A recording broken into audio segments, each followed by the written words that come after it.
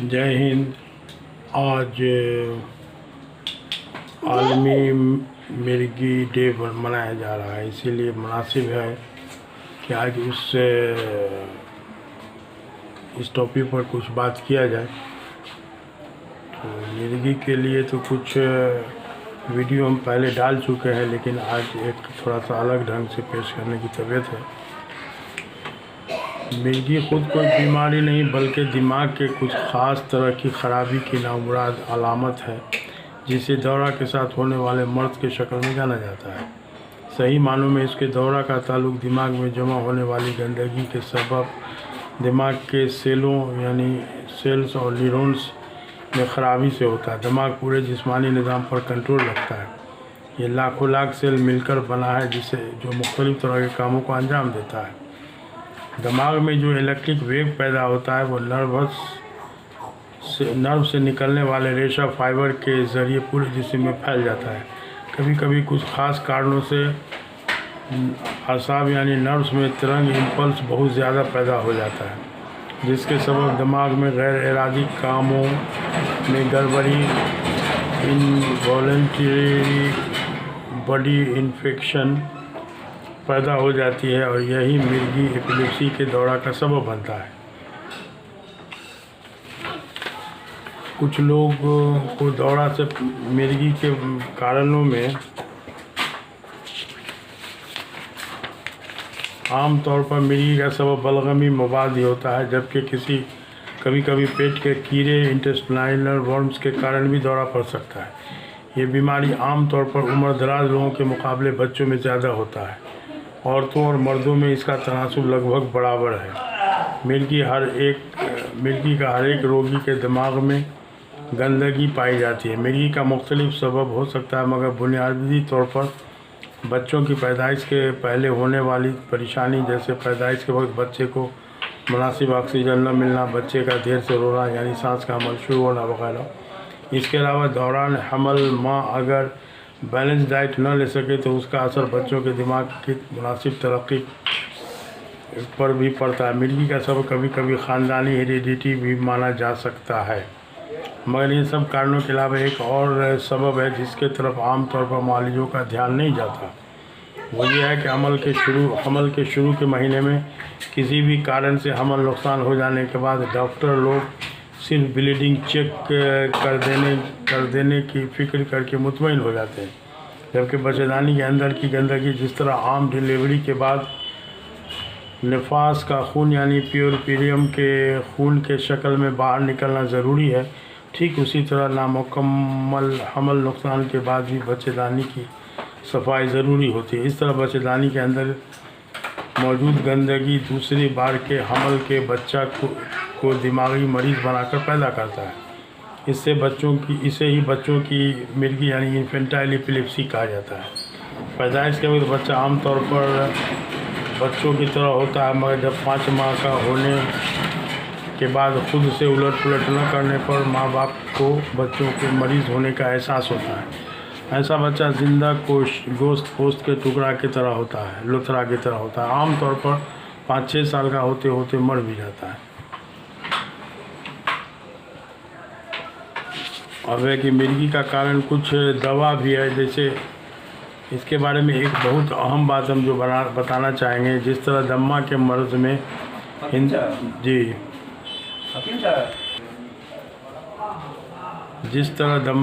में हिंदुस्तान के कुछ नामी गिरामी लोग मुब्तला हैं, और एलोपैथ वाले उसके कामयाब इलाज की तरफ से मरीज़ों के अंदर मायूसी पैदा कर देते हैं। जैसे कि ठीक इसी तरह दुनिया के नामी गिरामी VIP लोगों के मिर्गी में मुब्तला होने को मिसाल बनाकर भी उसके कामयाब इलाज से मायूसी पैदा करके ज़िंदगी भर इसके सपोर्ट के लिए दवा खाने की बात की जाती है। हालांकि मैं अक्सर कहा करता हूँ कि तंदुरुस्ती अगर बाज़ार में मिलने वाली चीज़ होती तो कोई भी मालदार इंसान मरीज़ नहीं नज़र आता।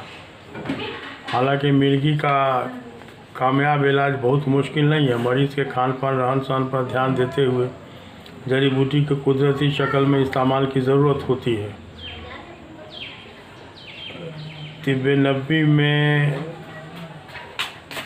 वैसे तो दिमाग से बलगम निकालने वाली सबसे बेहतरीन दवा सेफ परगेटिव के तौर पर चनाए मक्की का इस्तेमाल बहुत फ़ायदेमंद होता है, क्योंकि यह दिमाग तक के बलगम को निकालती है। हदीस में दिमाग को ताकत देने वाली जड़ी बूटी में ज़रीरा यानी एकोरस कलेमस का नाम आता है, मगर ये बहुत ज़्यादा गर्म, काबिज़ और क़य लाने वाली है।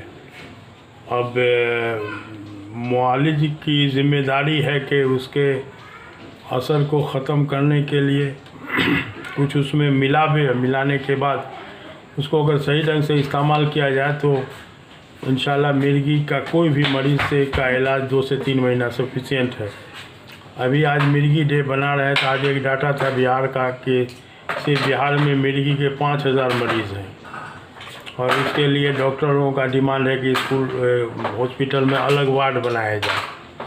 सब डिमांड कीजिए, लेकिन वही है कि बारू की बुआ वाला उपाय है कि अब चप्पल आए तो उसको कान में लटका दीजिए। मर्ज का इलाज नहीं हो रहा है, ज़िंदगी भर दवा खाने की बात हो रही है और दूसरे पैथी की तरफ आप देखने को तैयार नहीं है। बहरहाल तो अब यह है कि जड़ी बूटियों का नुस्खा तरतीब देने में मरीज़ की सारी कैफियत को ध्यान में रखना ज़रूरी होता है। आसाबी नर्वस सिस्टम की बीमारी के इलाज में विटामिनों में खासकर विटामिन बी और मिनरल साल्ट की खास अहमियत होती है। Thiamine, vitamin B1, riboflavin, vitamin B2, niacin, vitamin B3, folic acid, vitamin B9, cyanocobalamin, vitamin B12 दिमाग के लिए वही अहमियत रखते हैं जो किसी गाड़ी के इंजन में स्पार्किंग प्लग की होती है।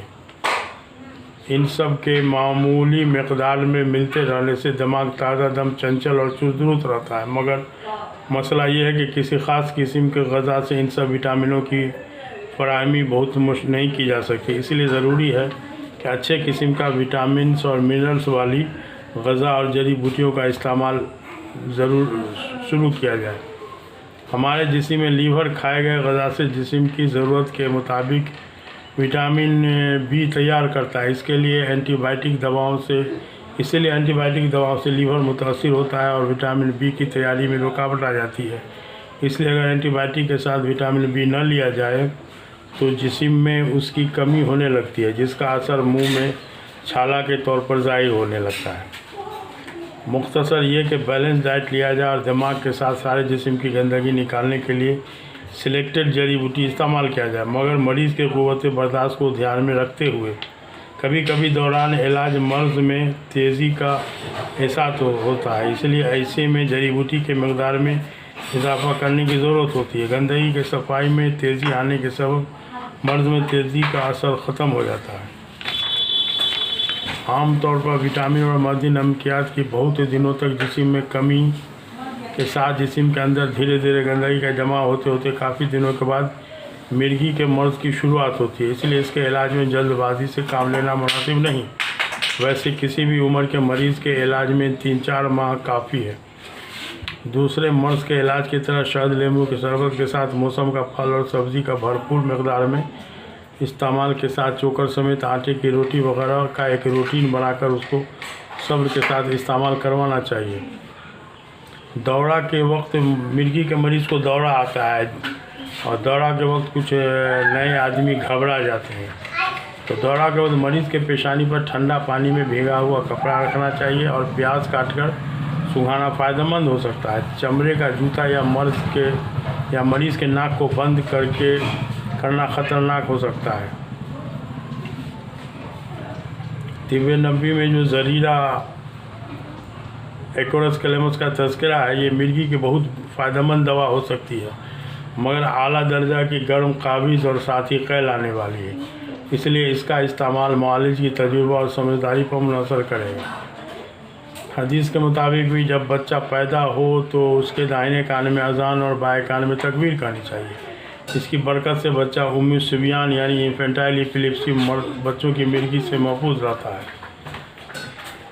एक जगह और हदीस का मफ़हूम है, तुम्हारे लिए कद्दू मौजूद है, ये अक़ल को बढ़ाती और दिमाग को ताकत देती है। एक इन्फेंटाइल एपिलेप्सी वाले मरीज़ का हमने एक वाक़या भी बयान किया है कि उसका इलाज जो जरीरा के साथ किया था। माशाल्लाह बच्चा बहुत तेज़ होने के बाद अभी फिल वक्त वो यूपीएससी कंप्लीट करके माशाल्लाह वो बंगाल में कहीं एसडीओ है। तो बहरहाल तिब्ब नबी वाली जड़ी बूटी में बड़ी तासीर अल्लाह ने रखी है और इसमें ज़रा भी मायूसी नहीं है। अब फिर हम दोबारा इस बात को कहना चाहेंगे कि अगर किसी चीज़ के लिए ज़िंदगी भर दवा खानी पड़े तो उसको इलाज कभी नहीं मानना चाहिए। तो मिर्गी के मामला में यही मामला होता है कि एक दिन भी अंग्रेज़ी दवा नागा छोड़ दिया जाता है तो दूसरे दिन दौरा आना शुरू हो जाता है। इसलिए इस पर थोड़ा सा ध्यान दिया जाए। और ये जो डे मनाने का जो रिवाज है ना, ये अब हमको मजाक लगता है। मिर्गी day, diabetes day, world heart day, तो कुछ दिन के बाद अजीब अजीब तरह कभी वर्ल्ड नाखून डे मनाया जाएगा, कभी वर्ल्ड चमड़ा डे मनाया जाएगा। इससे कुछ होने वाला नहीं है, क्लियर बात। तो इसलिए थोड़ा सा इसमें डिटेल में हम चले गए थे, तो इसलिए थोड़ा सा वीडियो लंबा हो गया है। इसको सब्सक्राइब और शेयर कीजिए। इसके डिस्क्रिप्शन में इंशाल्लाह तफसील से डालेंगे। ठीक है, तो जय हिंद।